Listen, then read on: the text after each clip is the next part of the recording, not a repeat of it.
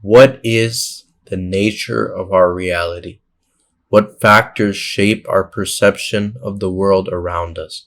Are our thoughts our own, or do they belong to someone else?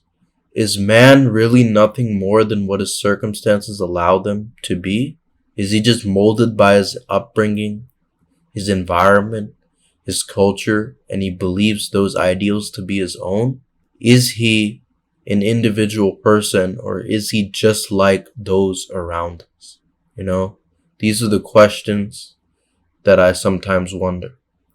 And I also wonder why it is when engaging with certain individuals, it seems as if they have been conditioned to believe in a specific way and refuse to consider any alternate perspectives, as if they believe what they understand to be the truth is objective and they deny that they have had any bias from birth. But how can they know that? How do we know that we really understand the universal truth when we never knew what it was like to exist on this world without bias? Because our mind abhors a vacuum, and it always seeks to absorb information from its surroundings. In Plato's allegory of the cave, prisoners were chained within a cave only exposed to shadows cast on the wall. They thought these shadows were reality because it was all they ever saw. Our mind creates our reality. If we grow up in a violent place, violence will become our reality, and we will see the world as a violent region.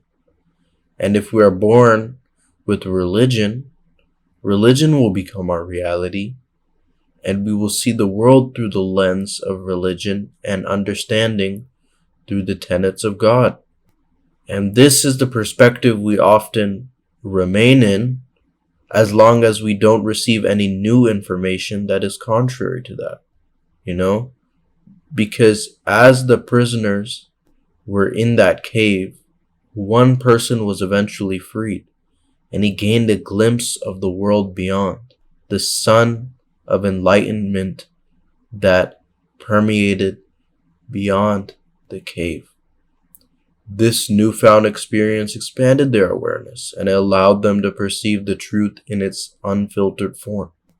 He was excited by this revelation, and he wanted to tell everyone else about what he learned. But they reacted with fury.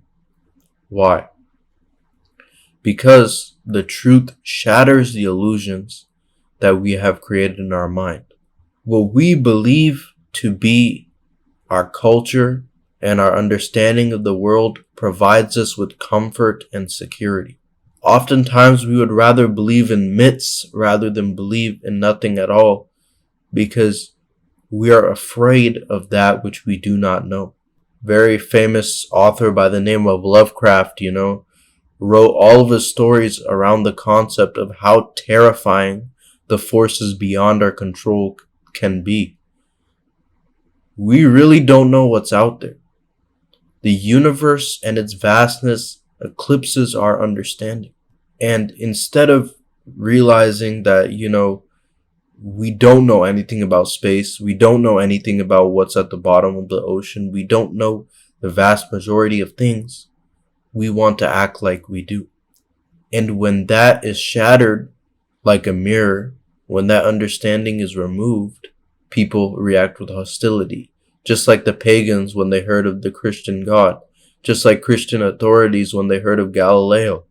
They did not like information which was contrary to those preconceived notions that they called reality.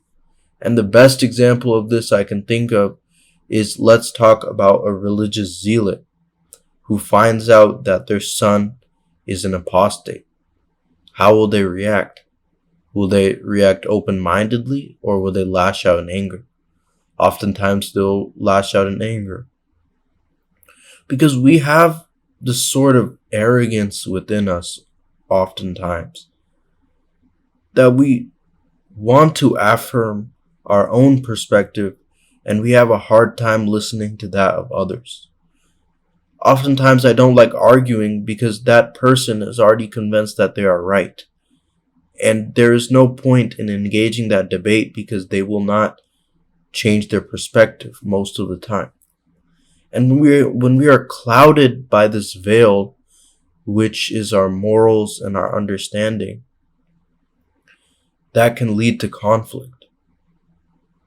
You know, we are subject to belief perseverance, where even if everyone else is telling us we are wrong, oftentimes we still don't want to believe it. Oftentimes we only take that information which confirms our own perspective, and that we discard everything else.